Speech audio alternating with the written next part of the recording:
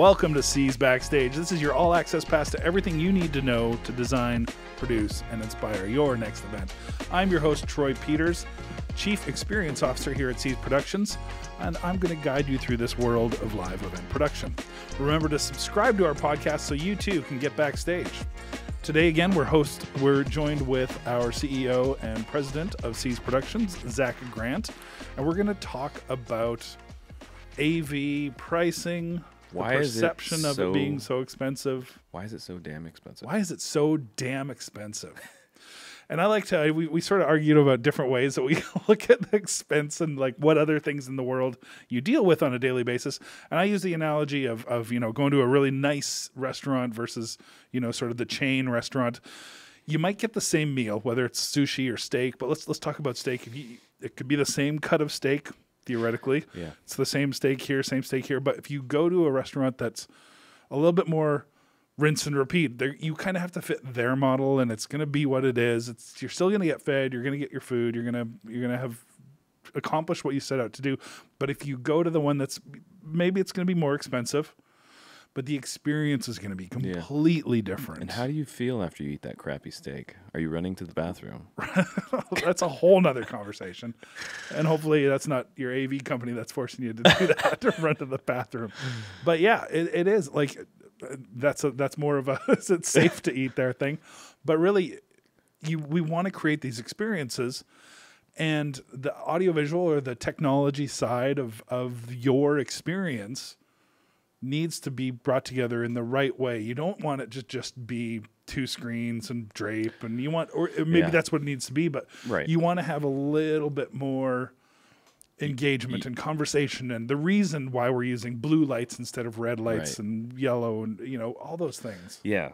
So why is it expensive, and is it worth being expensive, I guess is what we're trying to say. Well, I suppose let's start with this quote that I found on LinkedIn. So I found a really great quote, and it's basically, I'll just read it. How about that? Yeah.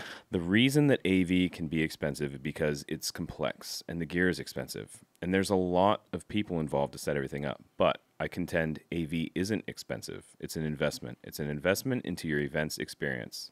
And that's from Elias Perunin. I don't know if I'm pronouncing that right.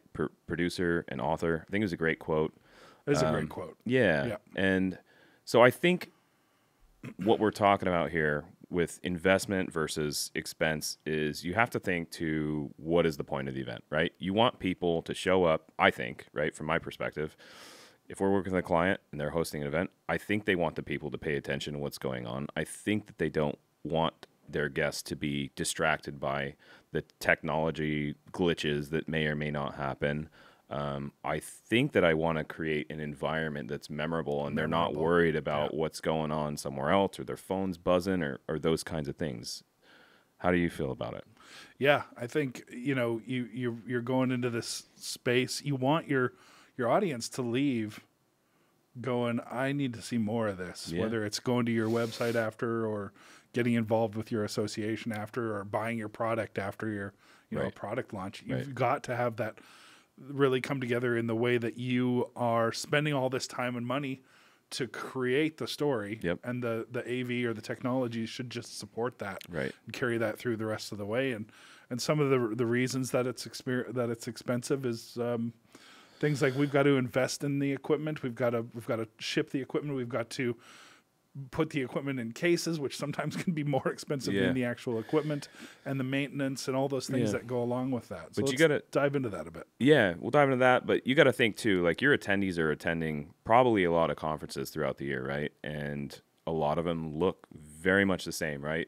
Probably the typical ballroom is what? 2 screens, black drape. Maybe there's a set, maybe some uplights and speakers where hopefully you can hear everything. Mm-hmm. But they probably see that, 9 out of 10 times. So if you're the event that, isn't that is just whatever it is, different, right? They're going to remember that. And they're going to remember, hopefully, and it's helping like transmit the message too, right? It's playing into that. It's not distracting. You can also go too far, I think, with technology where it's like, you don't want the technology to take away from the message.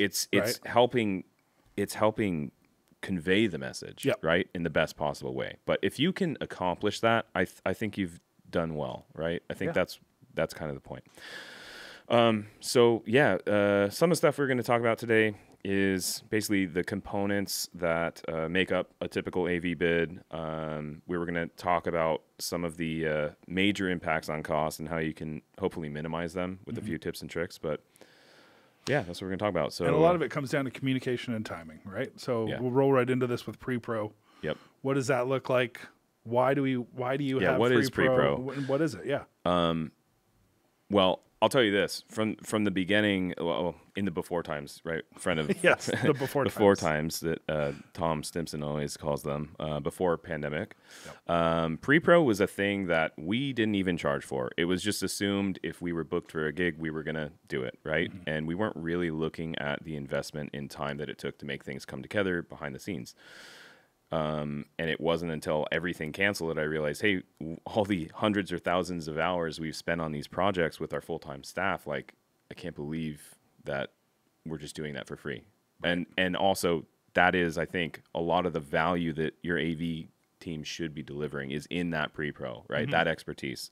It's not just the gear on site and the people on site. So, and the pre-pro is, we have another podcast talking about risk mitigation, but the pre-pro is that piece that really helps you get everything together. Yes. And minimize anything failing, and therefore minimizing an expensive thing happening down the road. Right. But the point is, before we show up on site, there's a lot of things that need to happen. We have a full-time staff that is dedicated just to making sure all of those things happen before we show up on site. That's booking people, arranging their travel, logistically figuring out how everything's going to get there, picking the right gear, technically designing stuff, traveling there to see it. Yep. So many things, right? So most of the time on a bid, depending on the scope of the show, there's going to be an element of pre-pro that we kind of scale to how much work we think a project is going to,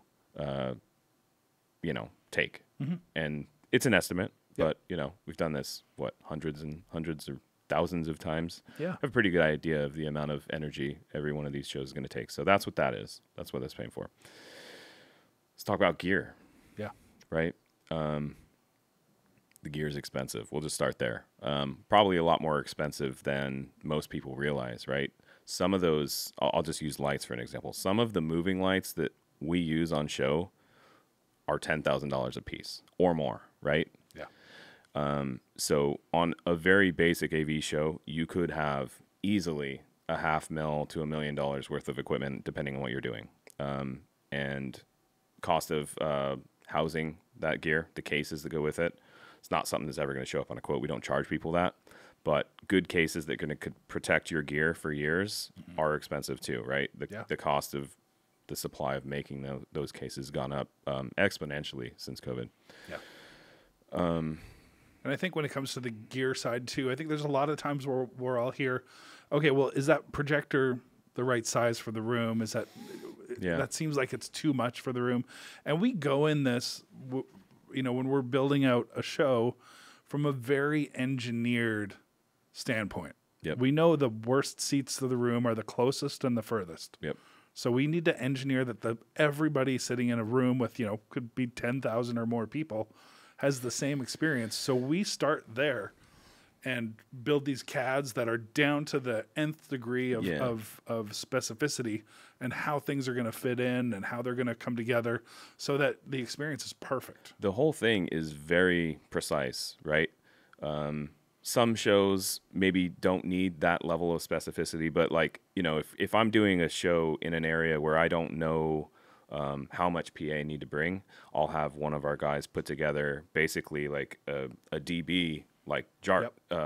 Chart. I don't know what word I just said, but it shows me based on where I put the speakers and how many and which type I use, it's going to show how much volume I can get. Yeah, in the area needing coverage, whether I need to add or subtract. That's not every show, right? Yep. We do a lot of shows that are in a 100 by 100 ballroom. We kind of know what that's going to be, but it can get that technical for sure. And that's the reason, right? We're really we're not trying to spend the money. We're trying to put the perfect situation into a space. Right. Yeah. The right vendor's trying to do that, right? We're not winging it. We're giving you what we think you need on your event to be successful. Exactly. And there's a lot of, we spend a lot of, I've got my certification through Avixa, and a lot of that is there are standard practices or best practices that are out there that are published in our industry. And as a planner, I'd want to know that my AV team knows what some of those things are and can have an open and honest conversation about that, right? Yeah. Because then it'll help you understand, like, well, okay, maybe I do need to spend a little more, or maybe we can save a little, right? Yeah. Couple more points on the gear. So we talked about how the gear itself is expensive in the cases. It also needs to be maintained and stored. So yeah, it doesn't just work every time. Yeah. Sometimes those semis are not the most smooth ride, and the gear can get banged up or somebody drops something. And so we got to make sure that stuff is working. And we got to make sure that it has a place to live, right? So, and in San Diego, which I'll add has been voted the #1 most expensive city to live in the country, rent has gone up over the last couple of years. Sure. So that storage cost has gone up. And that's the other thing too. Like you might just think that you're renting a light that's at this X amount of dollars, but a percentage of every single piece of equipment goes to pay for our heating, electrical, rent. Yeah, all at those the end of the things. day, And so it all gets factored in. The company's got to make money at the end of the day. If you want us to exist to produce shows, we've got to make money somewhere. Exactly. So that's the reason. Yeah. That's why it's there. And then last one I got on equipment, and this maybe has a little bit more to do with sub rentals, but I'll say this: not any one company owns everything. Like even the biggest company, like PRG, occasionally will call me and rent gear, which I think is hilarious, but it happens. So supply and demand plays a big factor in gear cost, right? So the same show, literally the same show that happens in August when no one's busy, can cost, I don't know, half if you're able to find a bunch of good deals as what it would cost in November, where we're just absolutely slammed, right? So the availability of resources plays, of equipment, and I mean, this plays in the labor too, but we're talking about equipment. I mean, the availability of supply has a huge factor. And over the last couple of years, did you know that a lot of these manufacturers, I mean, I have a good example of this, they couldn't get the parts to make the product, right? Therefore, the rental houses couldn't get what they normally do, so they had less supply available, so everything got more expensive. Yamaha actually shut down the factory that was producing their consoles and Rio boxes and all this stuff for like almost a year, I think.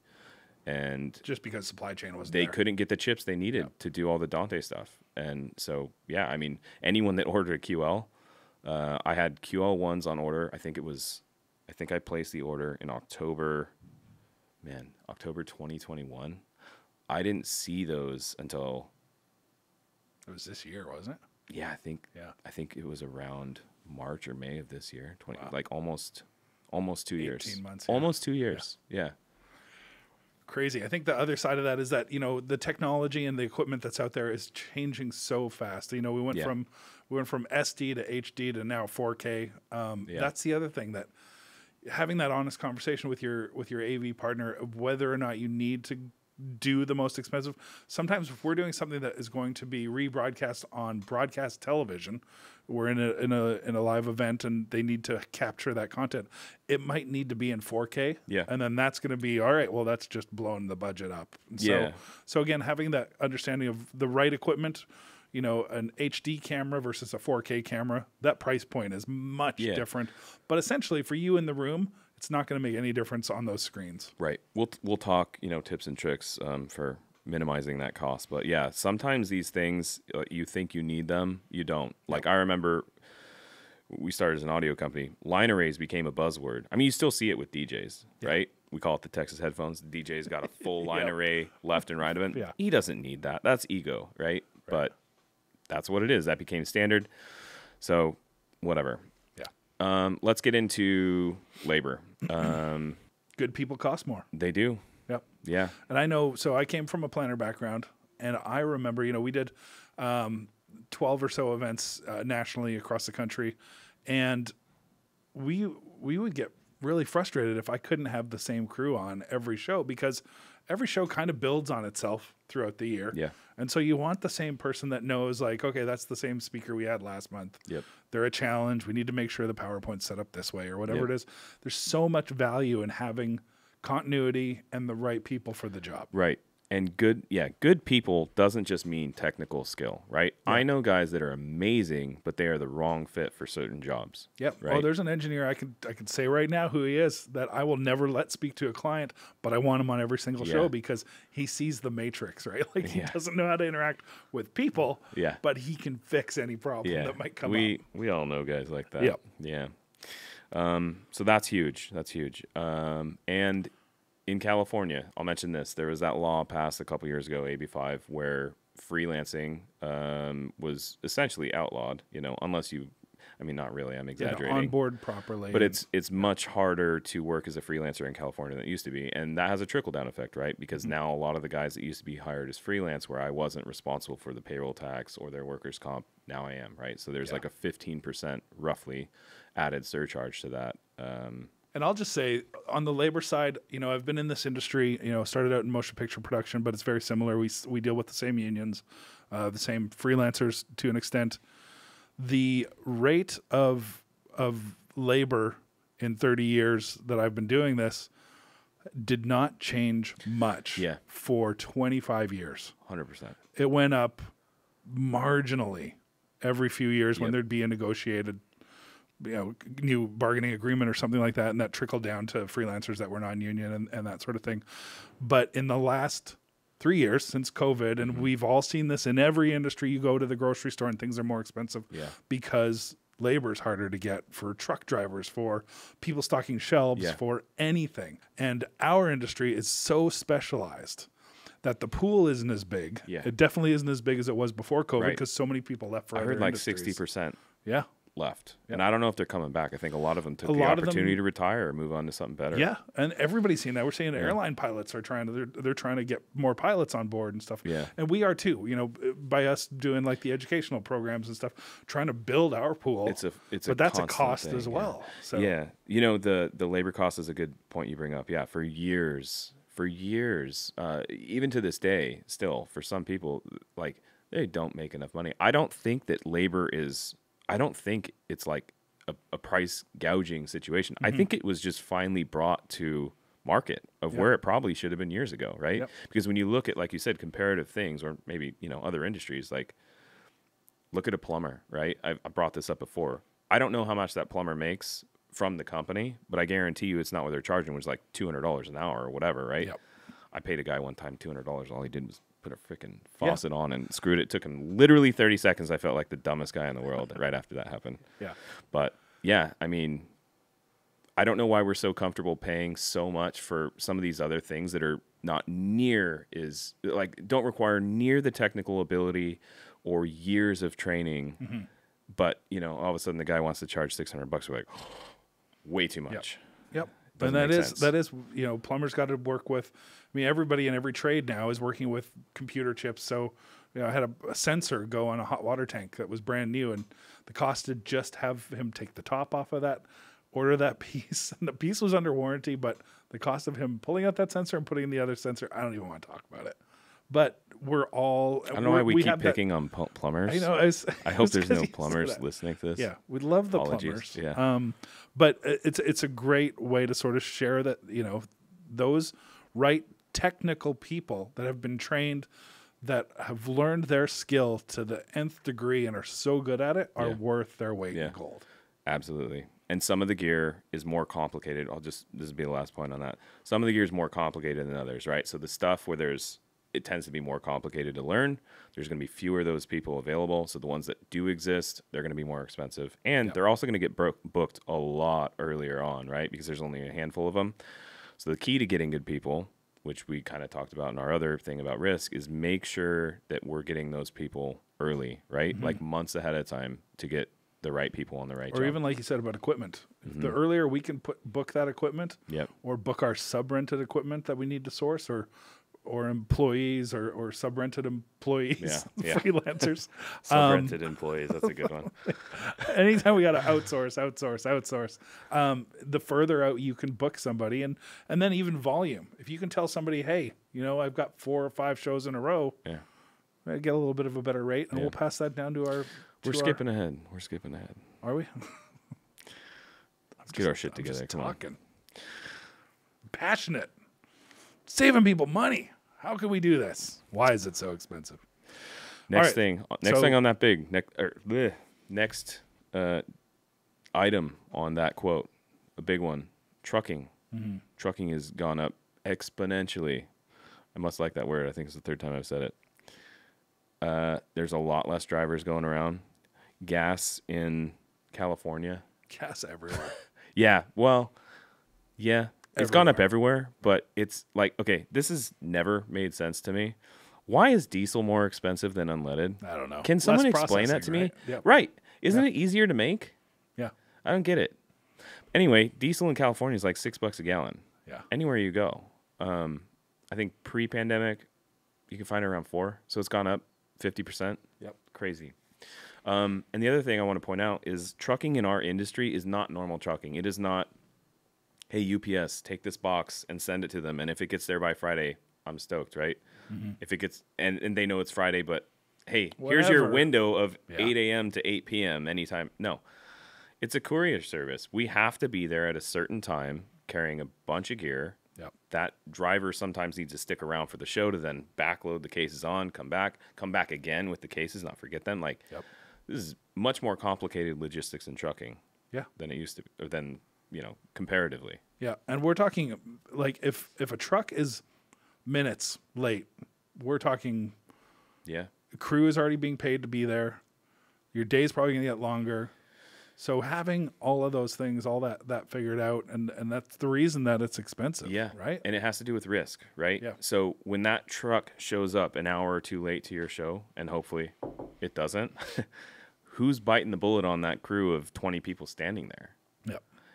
If it's me, the AV company, you've ordered the truck, it's your responsibility. It's on me. Yeah. So we have to put a margin on trucking to account for that, because it's like the one thing I feel like that is really out of our control, right? Even the big companies that own trucks, like they don't own enough typically, unless they're like, I think Upstaging is maybe the exception where they're like more of a trucking company than AV company, but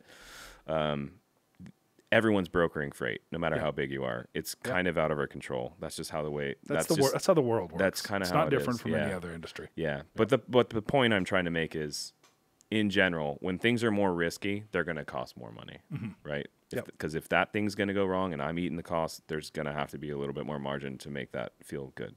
Yeah. And I think the sort of, again, flip side of that coin is that sometimes you ship things. So thinking about things that are like maybe traveling across the country, that's a long ways to go. There's mileage, there's wear and tear on vehicles. That all gets factored into that. Yep.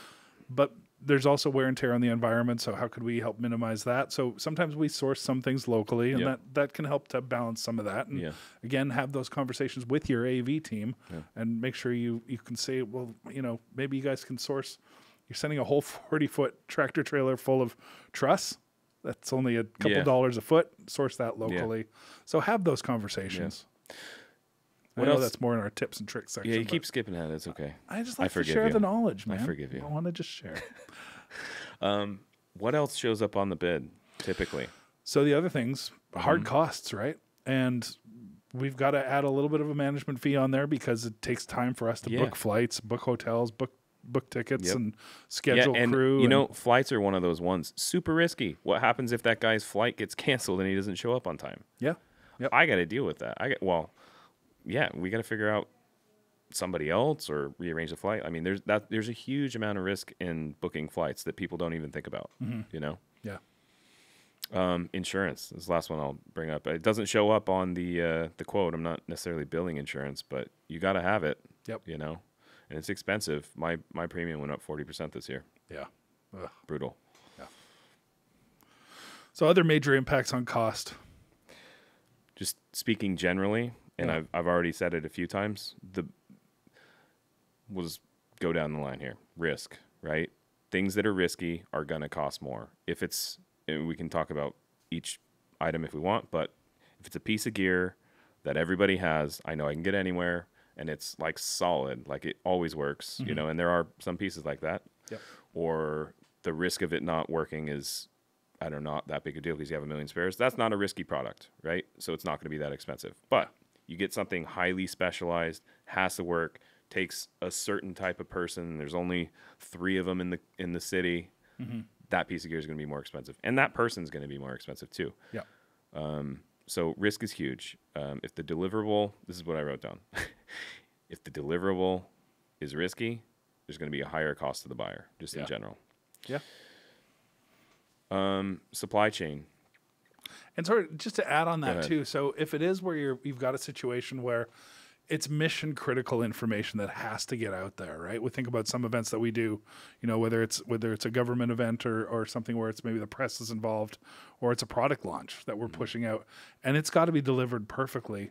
You're probably going to want to have a backup system in place, which, I mean, if it's a second switcher, that's doubling the cost of your switcher, right? Yeah, we talked about that in our mitigating risk podcast of accounting for backups, but we haven't even talked about that. But if it's got to be done and there's no chance that it can fail, like there's just no space for failure, you got to have levels, and each of those levels cost right, backups and whatnot.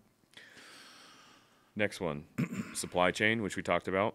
If there's pretty similar to risk. If there's more of whatever it is to go around, there's more people in the market that can fill that position. There's more of that gear that I can get from anybody.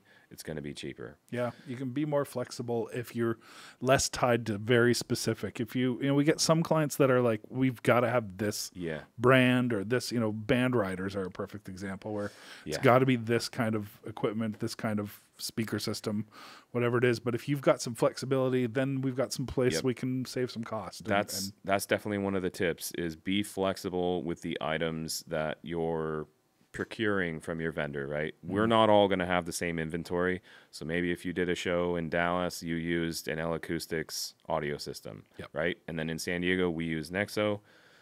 Maybe that makes no difference to you. If you're dealing with riders, it tends to be more of an issue. But if we're doing like a corporate, and it's just like, the point is everybody in the room needs to hear it loud and clear, and we don't care that the tone of this box is different than this box, or that this light is, got a different color temperature than this light, then be flexible. Let your vendor choose. It's going to benefit you. You're going to get more flexibility on the cost. Yep. Totally. Time. The impact of time. So we're talking about cost. Last minute things. Gotta have this today.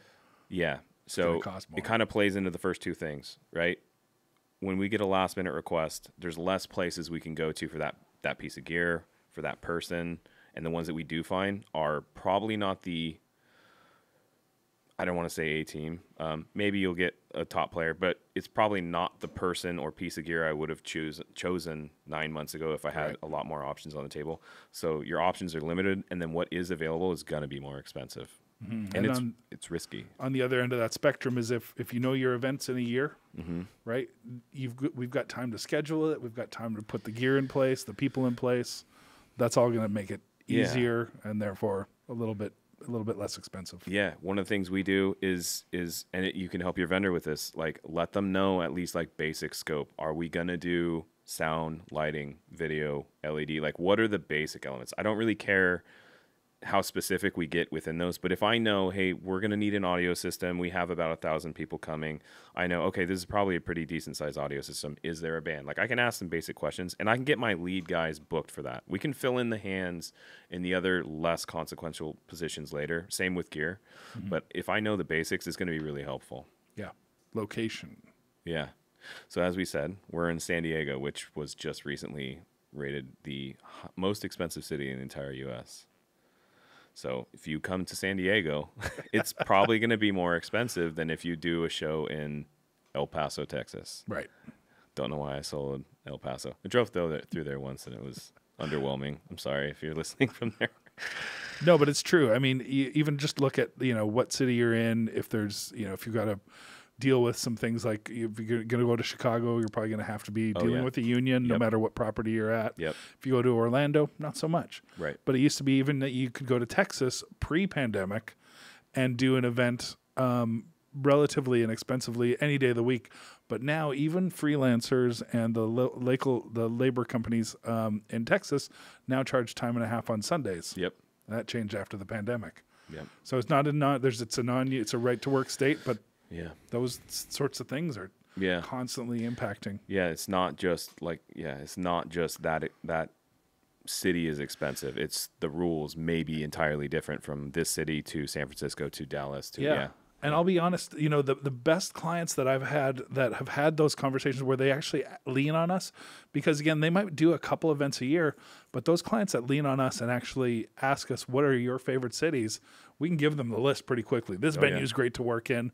This one's going to be the cheapest, easiest to work in. This one's going to be challenging, so therefore probably more expensive. Yeah. Have those conversations. Absolutely. Yeah, the more you communicate early on, I think is going to save you more headache in the end, right? If we're not having this conversation with the client and like they've already decided on the venue and when it's going to happen and you know, they've made all the decisions without ever consulting. Okay, yeah, fine. That happens all the time. Do that. But don't maybe assume that you're going to get the price that you want for everything, right? Because okay, we didn't know that we find out, oh, you need to stream? Okay, well, the internet package there is $30,000. Like, and sorry, like that's what you got to do. Right. You know? So talk to us early. We can help with some of that headache. We have all the time. So some tips and tricks. I love the first thing that we kind of put here in our notes about viewing the AV as an investment in the experience. Expand on that a little bit. Well, I think if you have the purpose of the event in mind, right? The purpose, like I said earlier, is I want the attendees to receive whatever the message is. I want them to, while they're here, you know, be engaged and not thinking about other things. And then next year, if this is like a revenue generating thing for my company, I want them to come back. Yeah. Then if I'm thinking with that in mind, I might make better decisions about what to do or not do, as opposed to thinking of AV as like a consumable. Hey, if I shave $200 here and I don't need this uplight over here in this corner and whatever, and we get into the nitpicky, those types of things, we don't have the main purpose in mind at that point, I feel like. And I think it's like that sort of, you know, you can see as well like a Hollywood blockbuster that's going to be memorable. You're anticipating going to see it. You know it's going to have all the bells and whistles. It's going to have CGI graphics. It's going to have James Bond. It's going to be all those things. But the other movie that maybe you go to that's not that Hollywood blockbuster is still going to maybe be good. Toxic Avenger. It's still going to be, you know, it's going to be good. It's going to be, but it might not be as memorable. And sometimes the value is spending the money to make it memorable and adding those little bits and pieces. Right. We just did a pitch for a client where we put everything together that they wanted. We came in right where they needed us to be price wise, but we went into the pitch and said, if you want to spend a little bit more money, this is what you could do. And we heard immediately from that table, that's what we want to do. Yeah. And they figured out how to make it work. Yeah. So we're going to design, you know, as long as that's communicated, we design a solution with your purpose in mind. We're not going to, like, this is one of the misconceptions, and I don't even think we really talked too much about that, but maybe it was my next point. Budget, right? Give me a budget that's comfortable to you. It makes no difference to me, but not knowing it kind of sets up this like lose-lose situation where I'm either going to come in with something super underwhelming and you're not happy, or I'm going to blow you away with the price and we never talk again, right? And it's just better the more you communicate. I know what you're trying to achieve. I know the number we need to hit. And if I have that information, I'm going to pack as much value into the solution as I can, right? Mm-hmm.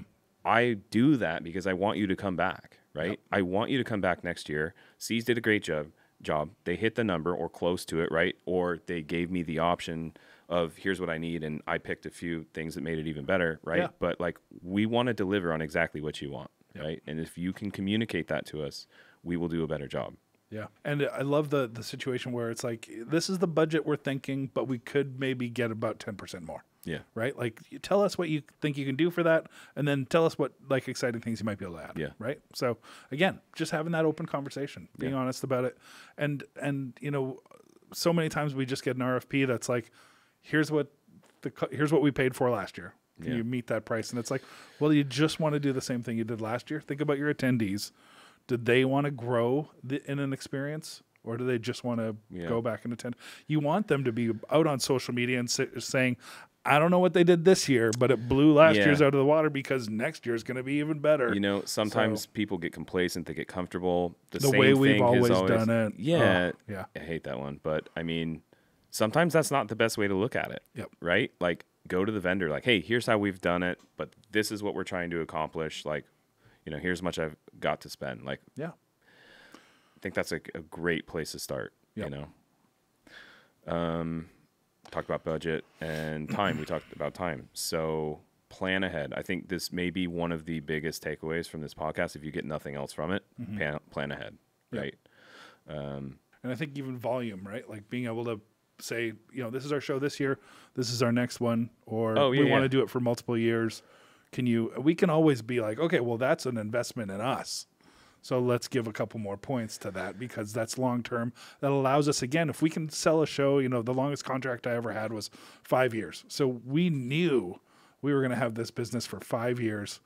We knew we could save them some money right out of the gate, and then it would extrapolate itself over those 5 years, and everybody's winning. So, again, having those conversations, being honest and open about the times and the events that you've got and how to get in front of them. I have made investments in inventory when I knew, hey, this client, we're going to do 40 shows a year, right? Right. And it makes sense. I don't try to own everything. I try to own the things that make sense for us. But yeah, knowing that, hey, this is a long-term. And I'll point out that we're also in it for the long-term relationships. Like, we are not trying to nickel and dime clients to get as much as we can on any one show. I want to make them happy. I want to hit the budget. I want to do the best job. I want them to come back next year and the year after that, hopefully more than one event a year. And I'm willing to make investments into nurturing that relationship, whether that's gear or people or whatever it is. Yeah. Yep. Cool. Flexibility, right? So flexibility with mainly equipment, right? So trust your AV company to put together a solution that's going to work for what you're trying to achieve, right? Yeah. So maybe it's not this light that you had at this time, it's this other light. Or maybe it's not this speaker, it's this speaker. I mean, in the grand scheme of things, those things usually don't matter unless, like I said, you're fulfilling a rider and they're coming through. Like, it makes sense there, right? I'll just point that out. If you're traveling with a band, you're going city to city to city, and you have no time, right? You have 8 hours to get that from the start to finish done, which includes maybe like 100 rigging points and floating. Like, you can't be trying to figure out this system, which changes every city, right? It has to be the same. It makes sense to me there. But if you're going to a ballroom and we've got a whole day to load in, and you've got time for rehearsals, and you just need to make sure that, like I said, it sounds good, everyone can hear, people are seen. I mean, then let your what difference does it really make? Figure out what makes the most sense. Yeah. Awesome. Yep, exactly. Being flexible with solutions, right? Mainly on the gear, but even sometimes on the guys, right? Sometimes you want somebody specific there, but we'll have somebody that's, maybe that is, so we've got a client again that we do a bunch of shows in a row for. So they want the same show caller on that event every time. But something might happen. What if somebody gets hit by a bus or something like that? So again, being flexible with those solutions, because sometimes we'll have a backup that can step into that role easily. You've already worked with them several times.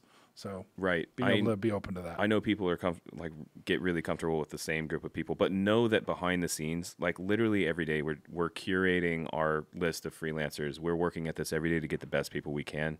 So if I send you somebody, right, a handpicked person, I'm not talking like crew call for stagehands or whatever. That's like a whole thing on itself. But if I'm handpicking someone and I'm sending them to your shows, because I trust that person. I've done some vetting, even though you don't know them.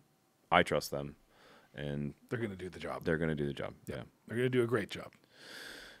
And last one, which you pointed out, minimizing cost-wise, try to, I feel like this is maybe more on our end, but something that we do, but, using the local resources. If I don't need to send that second semi across country that's going to cost, $20,000, $30,000, and I can source all that trust locally, which is like, who cares where the trust comes from, right? That makes more sense. Do that. Even to the point where I think some clients, because you develop a relationship, you guys know how you work together, we know what they're trying to achieve, we'll even fly cross country to manage a crew, right? Even if I supply none of the gear and you just need people to help guide the production, we do that too. That way you've got continuity there. You've got people that are in your, in your best interest to try and save you money as well. Like, we're going to travel, even if we're working with a different team, we'll still be like, I don't think we need that, so let's make sure we're just doing that, right? Yeah, they can send the bid that they got, and I'll tell them, hey, this is crazy for what it is, or you don't need this thing, or whatever. Yeah, we can absolutely help with that. Yeah, I think that's kind of what we're trying to do with this podcast, right? Yeah. We're just trying to get all the knowledge out there so we can all make the best decisions and be economically feasible and make sure it works. Yep. Any parting thoughts? I always, this is probably the top thing I talk about in anything where I'm trying to help people understand what we do or save them money or whatever, and it's communication and timing. Why do you think this is such, like, I feel like this is one of those things that people just don't talk about. Like, so many events, clients don't want to give you their budget. Why do you think that is? What is to be gained from that? Yeah, I don't completely know either, other than you're just trying to find who's coming in honestly at what they need to charge. Yeah. I think the better way to come through it and be honest with your partner is like, what's your profit margin need to be? What do you have to be at in order to keep the lights on and the heat on and people employed? And be like, okay, well, that's where we need to be. That's where we need to be, right? So, I mean, honestly, we're all priced in the same. Our gear, we all share our gear. We rent from other companies are renting from us. So we know what everybody's prices are. And we know what labor is pretty much what it is, just varies in markets. So we know everybody's kind of coming in at the same, the costs are kind of the same. Yeah. But it's really, if you get a quote and you're just throwing out an RFP and you're not giving any budget, you're just allowing for so much variation. Right. And we're guessing to fill in the blanks. Yeah. So we might be way low or we might be way high because we assumed things. Yeah. But if you can actually have a conversation, share that this is our budget, or share that even if it's like, this has been our budget for the last 5 years, but we took a hit this year. We got to get that budget down. We got to try and do the same show. Here's how much we got to spend. Yeah. I'm going to come at it with a way more heartfelt and like, okay, let's figure this out with you. It doesn't offend me at all. Right? Exactly. Yeah. Yeah. And it's your budget. Like, throw out what works for you. Yep. Like, you don't have to throw me this number that's crazy. Yeah. It's your budget. So I've just never really understood people's hesitation to communicate that. I don't think there's anything to be gained by that, leaving it a guessing game. It's just kind of wasting each other's time. And to be honest, if I get a budget, I'm going to usually try and come in under. Yeah. I'm going to be like, hey, you know what? We got you everything you need. That's what I'm saying. Like, and we found some ways to save. We're trying to deliver as much value as we can within that budget because we want them to come back. Yep. Yeah. Oh, that's a good way to end this one. That's good. Yeah. Yeah. All right. Cut out. Forget everything else we said. That last piece is the one piece we want you to take with you. Yeah. Awesome. Well, thank you, Zach, for taking time out to be on another one of our wonderful podcasts. This has been SEAS Backstage, your all-access pass to everything you need to know to design, produce, and inspire your next event. Please remember to like and subscribe to our podcast so you too can get backstage.